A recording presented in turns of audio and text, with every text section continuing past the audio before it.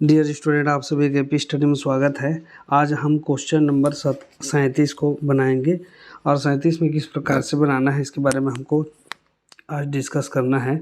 यहाँ पर देखिए, ये जो क्वेश्चन है, पिछले वीडियो में हमने क्वेश्चन नंबर 36 को सॉल्व किया था, जो कि मानव, नाथ और नारायण से संबंधित था। और ये जो क्वेश्चन है वो है रीता और गीता। ठीक है, ये सहजदार की मृत्यु से संबंधित प्रश्न है। तो चलिए इसको बनाते हैं और समझते हैं कि प्रश्न किस टाइप से बनेगा। तो सबसे पहले क्वेश्चन को पढ़ के समझते हैं। सीता, रीता, गीता एक फर्म में साझेदार हैं जो लाभ हानि 4:3:1 के अनुपात में बांटती हैं। साझेदारी संलेख के अनुसार यदि किसी साझेदार की मृत्यु हो जाती है तो 3 वर्षों के लाभ के 50% के आधार पर ख्याति का मूल्यांकन किया जाएगा। क्या बोल रहा है कि 3 वर्ष के लाभ के 50% के आधार पर क्या करना है, ख्याति का मूल्यांकन किया जाएगा। 28 फरवरी 2015 को सीता की मृत्यु हो गई तथा पिछले 5 वर्षों के लाभ इस प्रकार हैं। देख लीजिए, 5 वर्ष का दिया हुआ है। 2010 60,000, 11 का 97,000, 12 का 1,05,000, 13 का 30,000, 14 का 84,000। सीता की मृत्यु की तिथि पर ज्ञात हुआ कि भवन का मूल्यांकन 80,000 रुपये कम किया गया। सीता के हिस्से की ख्याति की गणना कीजिए। पुनर्मूल्यांकन खाता एवं ख्याति के संबंध में जनरल प्रविष्टियाँ कीजिए। नई फर्म में रीता एवं गीता का अनुपात बराबर होगा। यहाँ पर देखिए, नई फर्म में रीता और गीता का अनुपात भी दे दिया, बराबर होगा। मतलब नया अनुपात जो होगा 1:1 होगा रीता और गीता का। पुराना अनुपात यहाँ पर दिया हुआ है 4:3:1 दिया हुआ है। इसी को लेकर के हम बनाएंगे। तो सबसे पहले हमको तो क्या निकालना है, तो प्राप्ति अनुपात की गणना करनी पड़ेगी, क्योंकि ख्याति के संबंध में हमको प्रविष्टि करने के लिए कहा गया और ख्याति की राशि की गणना करनी पड़ेगी। इसलिए हम क्या करेंगे, सबसे पहले देखेंगे कि रीता और गीता का अनुपात क्या है, 4, 3 और 1। उसके बाद नया अनुपात जो दिया है रीता और गीता का। ठीक है, रीता और गीता का। तो यहाँ पर देखिए, यहाँ पर हमने लिखा है, दिया है पुराना अनुपात सीता, रीता और गीता 4:3:1, जिसको हम लिख सकते हैं बटे के रूप में। तो 4, 3, 7 और 1 8, टोटल 8 भाग हैं। 8 भाग में से 4 भाग सीता का, इसलिए 4/8, 3 भाग रीता का, इसलिए 3/8 और गीता का 1 भाग, इसलिए 1/8। नया अनुपात प्रश्नानुसार दिया हुआ है, रीता और गीता बराबर के साझेदार रहेंगे बोल रहे थे, 1:1। ये प्रश्न में लिखा हुआ है कि नई फर्म में रीता एवं गीता का अनुपात बराबर का होगा। बराबर मतलब 1:1 होगा, जिसको हम लिखेंगे तो 1 और 2 भाग में से 1 भाग रीता का और 1 भाग गीता का, इसलिए 1/2 कर दिए। अब प्राप्ति अनुपात की गणना के लिए हमको जो फार्मूला है वो है नया अनुपात माइनस पुराना अनुपात। तो नया अनुपात यहाँ से मिल गया और पुराना अनुपात भी प्रश्न में दिया हुआ है। दोनों चीज़ें हमको मिल गई, तो हम सबसे पहले क्या निकाल लेंगे, प्राप्ति अनुपात निकाल लेंगे। अगर प्रश्न में नया अनुपात नहीं दिया रहता है तो पुराना अनुपात में जो साझेदार जिसकी मृत्यु हो जाती है उस साझेदार को हम हटा देते हैं। उस साझेदार को हटाने के बाद जो शेष साझेदार बचते हैं, उसी साझेदारों का जो पुराना अनुपात है उसी अनुपात को जो है प्राप्ति अनुपात मान करके गणना की जा सकती है, या फिर उन्हीं दोनों का अनुपात को नया अनुपात मान करके फिर से नया अनुपात माइनस पुराना अनुपात करके भी गणना की जा सकती है। ये 2 कंडीशन थे जब हमारा नया अनुपात नहीं दिया रहता है तब। यहाँ पे प्रश्न में नया अनुपात दिया और पुराना अनुपात दोनों दिया है, तो हमको क्या करना रहता है, यहाँ पे प्राप्ति अनुपात बराबर नया अनुपात माइनस पुराना अनुपात करना होता है। रीता का जो नया अनुपात है 1/2 है, तो हमने 1/2 लिख दिया, और गीता का भी नया अनुपात है 1/2। देखिए, प्राप्ति अनुपात किसका निकलता है, इसको भी आपको कन्फ्यूजन नहीं होना चाहिए। प्राप्ति अनुपात जो है, जो साझेदार बच जाते हैं, जो साझेदार बचते हैं, जिस साझेदार की मृत्यु होगी वो तो चला गया, जो साझेदार बचे हैं फर्म में उनका जो है प्राप्ति अनुपात निकाला जाएगा। तो यहाँ पर 1/2 माइनस कर दिए। पुराना अनुपात देखेंगे तो देखिए, रीता का पुराना अनुपात है 3:8 और गीता का 1/8, तो माइनस 3/8 और 1/8। अब यहाँ पे 2 और 8 का लघुत्तम समावर्तक लेंगे तो 8 आएगा। 2 चौक 2 चौक 4 या भागफल 4 का गुणा करेंगे ऊपर वाले से तो 4 एक कम 4। उसी प्रकार 8 से 8 को भाग देंगे तो 8 एक कम होगा, 1 का गुणा ऊपर वाले से करेंगे तो 1 तिया 3 होगा। तो 4 में माइनस है इसलिए माइनस लिख दिए, तो 4 में 3 जाएगा तो 1/8 हो गया। उसी प्रकार गीता का भी करते हैं, तो गीता का भी 2 चौक 8 4 एक कम 4। उसी प्रकार 8 से 8 का भाग देंगे तो 8 एक कम 1 आया, 1 का गुणा इस ऊपर वाले के अंश से करेंगे तो 1 एक कम 1, मतलब 4 में 1 जाएगा तो 3/8। इस प्रकार से जो है प्राप्ति अनुपात हो जाएगा 1:3। 1:3, इसको बटे से मतलब नहीं, केवल ऊपर वाले से, अतः प्राप्ति अनुपात बराबर 1:3 होगा। प्राप्ति अनुपात ये देखिए 1:3, ये प्राप्ति अनुपात हो गया। अब चलते हैं हम ख्याति की गणना करेंगे। तो ख्याति की गणना में देखिए प्रश्न में लिखा है कि अंतिम 3 वर्षों के लाभ के 50% के आधार पर ख्याति का मूल्यांकन। प्रश्न में लिखा है, कहाँ पर लिखा है, तो ये देखिए लिखा है कि 3 वर्षों के लाभ के 50% के आधार पर ख्याति का मूल्यांकन किया जाएगा। तो हम भी यहाँ पे लिखे हैं कि अंतिम 3 वर्षों के लाभ के 50% के आधार पर ख्याति का मूल्यांकन। तो ख्याति अंतिम 3 वर्ष कौन कौन सा हो गया, तो यहाँ पर देखिए प्रश्न में अंतिम 3 वर्ष, तो यहाँ पे 2014 लास्ट है, तो 2014 से पहले 2013, 2013 से पहले 12, तो 2012 में 1,05,000, 30,000 13 में और 14 में 84,000। इन्हीं तीनों को लिखेंगे, तो यहाँ पर 1,05,000, 30,000 और 84,000 प्रश्नानुसार चल रहे हैं, क्योंकि अंतिम 3 वर्ष लिखा है इसलिए 3 साल का लेंगे। अंतिम 3 साल का 14 का, 13 का और 12 को, ठीक है। अब यहाँ पर देखिए का 50% लिख दिए, मतलब इन सब को जोड़ देंगे तो कितना हो जाएगा 2,19,000। का 50 पर मतलब 50/100 बराबर क्या आ जाएगा। अब इसको काटेंगे तो यहाँ से 0 0 कट जाएगा। अब यहाँ से गुणा कर दीजिए, 5 5 105 नहीं 45 का 5 हाथ क्या है 4, 5 एकम 5 4 9 और 5 दूने 10, तो ये देखिए 1,09,500 रुपया आ गया, ठीक है। अब ये जो है, ये जो राशि आई है ये फर्म की ख्याति है।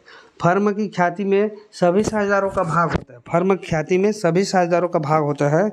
अब इस सभी साझेदारों के भाग में से जो साझेदार की मृत्यु हो गई उसका भाग ज्ञात करेंगे। तो हमारे पास जो साझेदार है जिसकी मृत्यु हुई है उस साझेदार का नाम है सीता। उस साझेदार का नाम है सीता, और सीता का जो अनुपात है ये देखिए, सीता का अनुपात है वो है 4/8। ये जो है सीता का अनुपात है 4/8, ठीक, क्योंकि 4 है भाग इसलिए 4/8। तो यहाँ पर हम क्या करेंगे, सीता का भाग यहाँ पर लिख लिया हमने, 4/8 यहाँ पर लिखा है। अब सीता का ख्याति में भाग, तो पूरी फर्म की ख्याति है 1,09,500, तो 1,09,500 में 4/8 भाग निकालेंगे तो यहाँ पर कितना आ गया 54,750।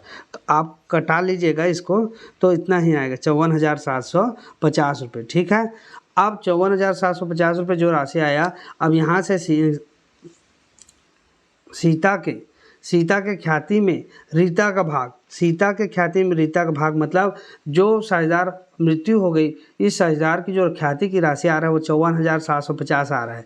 इस ख्याति की राशि को तो भुगतान करना पड़ेगा, भुगतान करना पड़ता है, क्योंकि जब साझेदार प्रवेश करता है उस समय जो है पूंजी की राशि और ख्याति की राशि लेकर के आता है, और जब अवकाश ग्रहण करता है या उसकी मृत्यु हो जाती है तो उस राशि का उसको भुगतान करना पड़ता है। तो यहाँ पर उस वर्ष के हिसाब से, जो करेंट वर्ष है उस हिसाब से जो ख्याति की राशि की गणना हमने किया और उसमें जो भाग आया इसका भुगतान जो है किसके द्वारा किया जाएगा, तो इसका भुगतान जो बचे हुए जो साझेदार हैं 2 जने, कौन कौन, रीता और गीता, इनके द्वारा किया जाएगा। इसलिए उनका भाग ख्याति में, तो सीता के ख्याति में रीता का भाग मतलब रीता से कितना प्राप्त होगा, तो यहाँ पर देखिए 54,750 गुणित 1/4, ठीक है।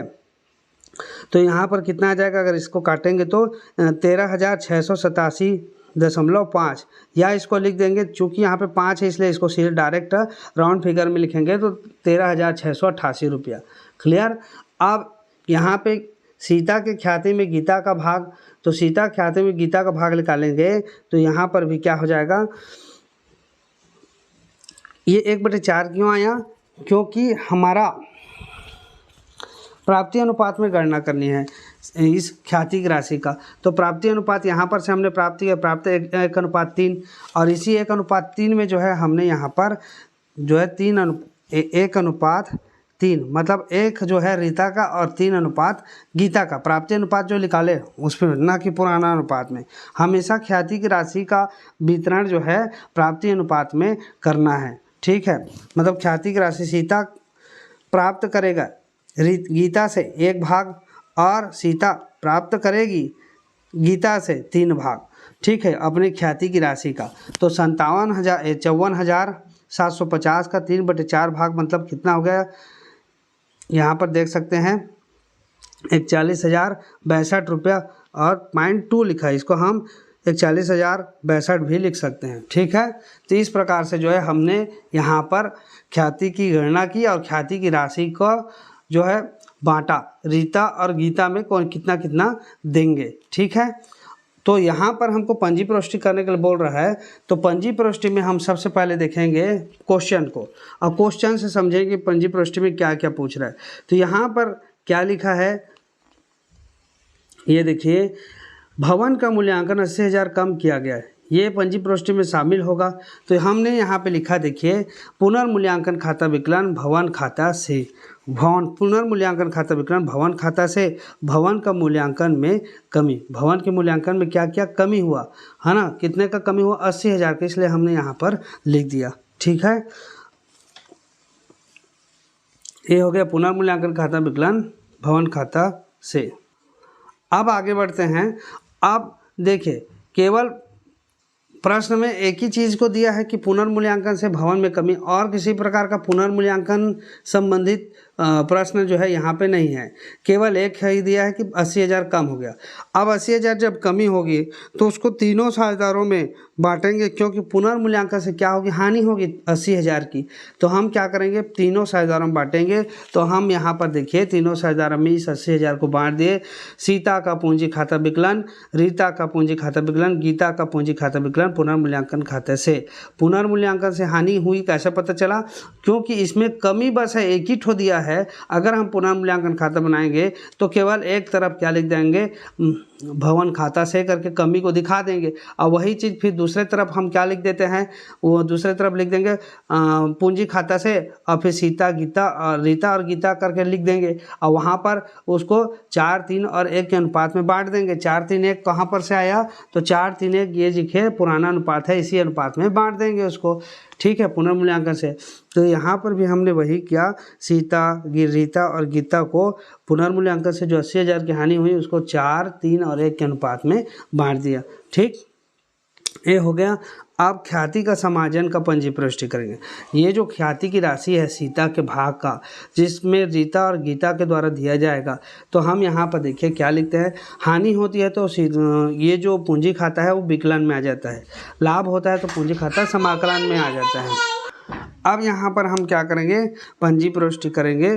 तो पंजी प्रविष्टि में देखिए, रीता का पूंजी खाता विकलन, गीता का पूंजी खाता विकलन, सीता के पूंजी खाता से ख्याति का समायोजन करने पर, यहाँ पर हमने जो राशि निकाला ना, ये सीता के भाग, ख्याति के भाग की जो राशि है, इसी में से रीता और गीता के द्वारा कितना कितना दिया जाएगा, इसी का समायोजन प्रविष्टि इसी प्रकार का होता है। रीता का पूंजी खाता विकलन, गीता का पूंजी खाता विकलन, सीता के पूंजी खाता से ख्याति का समायोजन करने पर। तो यहाँ पर 3 प्रकार की पंजी प्रविष्टि आपको देखने को मिली। पहला पंजी प्रविष्टि हमने पुनर्मूल्यांकन का किया, दूसरा पुनर्मूल्यांकन से हानि हुई तो उसका पंजी प्रविष्टि हुआ, और तीसरा जो है केवल वो जो ख्याति की राशि का समायोजन है इससे संबंधित जो है उसका पंजी प्रविष्टि होगा। तो ये 3 प्रकार की पंजी प्रविष्टि इस क्वेश्चन में होगा। क्वेश्चन नंबर 37 है, ठीक है, क्वेश्चन नंबर 37, और इसका हम पुनर्मूल्यांकन देख लीजिए। पुनर्मूल्यांकन खाता, अब यहाँ पे पुनर्मूल्यांकन खाता जो मैं आपको चर्चा कर रहा था, तो भवन में कमी आई तो केवल भवन खाता से करके, क्योंकि संपत्ति में कमी का लेखा हम विकलन पक्ष में करते हैं। अब विकलन कक्ष में देखिए 80,000 लिख दिए। अब इसको हम इस पक्ष में, और तो कोई हमारा क्वेश्चन में दिया नहीं है क्योंकि पुनर्मूल्यांकन संबंधित, तो यहाँ पर देखिए हम क्या करते हैं, इसी राशि को इधर ले आए पूंजी खाता को करके, इस हानि को बांट दिए सीता, रीता और गीता के में। तो ये देखिए इसको हम 80,000 का 4/8, 80,000 का 3/8 और 80,000 का 1/8 भाग, इस प्रकार से निकाल करके हमने जो है इस खाते को क्लोज किया। तो इस प्रकार से जो है पुनर्मूल्यांकन खाता यही बनेगा। और पुनर्मूल्यांकन खाते के हिसाब से हमने वहाँ पर पंजी प्रविष्टि भी यहाँ पर कर दिए। ठीक, 2 पंजी प्रविष्टि पुनर्मूल्यांकन से संबंधित है ना, एक तो पुनर्मूल्यांकन से जो कमी हुई उसका, और दूसरा उस हानि का हमने वितरण कर दिया। तीसरा जो पंजी प्रविष्टि हुआ वो पूंजी का किसका, ख्याति का, समायोजन का। ठीक है, तो ये 3 चीज़ों को आपको ध्यान में रखना है क्वेश्चन नंबर 37 में। नेक्स्ट क्वेश्चन को हम आगे नेक्स्ट वीडियो में बताएंगे। तब तक के लिए आप अच्छे से पढ़ते रहिए। वीडियो समझ में नहीं आता है तो 2 बार 3 बार उसको रिपीट करके देखिए, तो चीज़ें जो है आपको आसानी से समझ में आएंगी। तो आज के लिए बस इतना ही। वीडियो को देखने के लिए आप सभी का बहुत बहुत धन्यवाद।